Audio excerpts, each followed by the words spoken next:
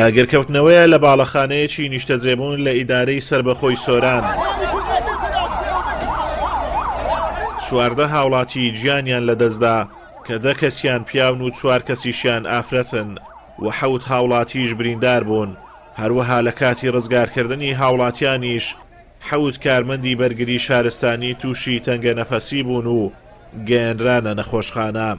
سەرجەمی قوربانیەکانی ڕووداوەکە بە دووکەڵ خنکاون و لە نێویان خەڵکی سۆران و چۆمان و ڕۆژئاوای کوردستان و ئێران هەن.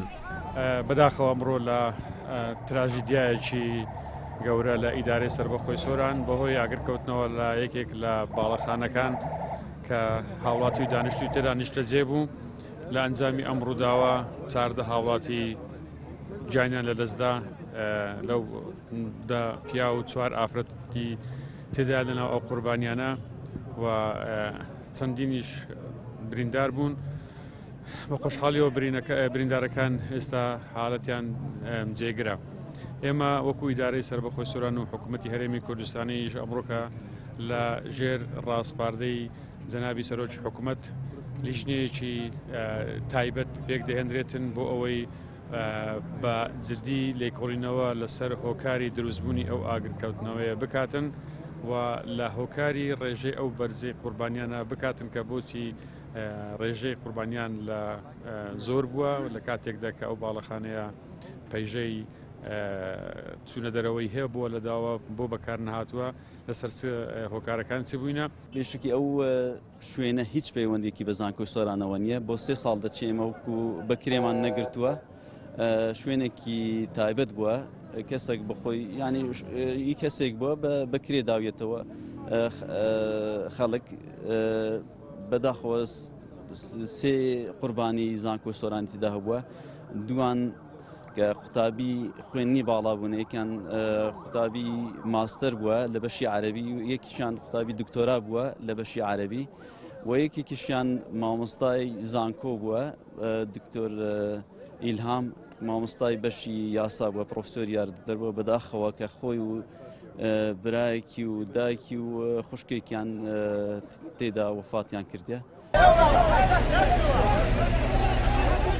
شاید حاڵێک باس لە سەرەتای ڕووداوەکە دەکات و دەڵێت تەنها لە قاتی یەکەمی باڵەخانەکە ئاگر هەبوو، لە قاتی دووەم و سێەم دووکەڵ هەبوو. سەرجەم ئەو هاوڵاتیانە بە دووکەڵ خنکابوون. بەڵێ بیدات کە بەو جۆر سایدەی داهاتم دیتم ئاگر لەو بینایی بەربووە لە پەنجەرەیان دەدا ئافرەت و پیاو بوو کە بەسەرکەتم بەو قادرمە یەک قادرمەی پێوەستاش پێیوەیە تەنها زەلامەک توانی ئەو بێتە خوارێ. بەسەرکەتەوە جەمعەت گوتیان مەچ و گوتم هەر دەچم. وەڵا وەڵحاصل ئەو سەر لێ هات لەگە برادەرەکی نازام چێ بوو نەیناسم ساحیبی سەلەکەی لەگەوی بەسەکەوتم جامم شکاند کە جامم شکاند و ئافرەت لەوێ کەتبوون. ئافرەتەکەم یەکێکی نان و لە بن جامەکەی لە بیدایەتەکەی بوون ئەوانە ئەوانم هینا دەرێ تەسبیلی جەماعەتێ شۆرتەم کرد هەتا ڕات دەچی هەردووچیان مابوون هەتا لە سەرێ ینی وەکو هەنا سەب حەستەمەچیان مابوو. ئەوات کە چوومە قاتی دووەم 4 نەفەرت کەشم لێرە هینا دەرێ ئەوان تەواو بوو گیانیان لەدەستدا بوو. هیچ برینداری تێدا نەبوو، هەموویان خنکا بوو، سوتاو نەبوو.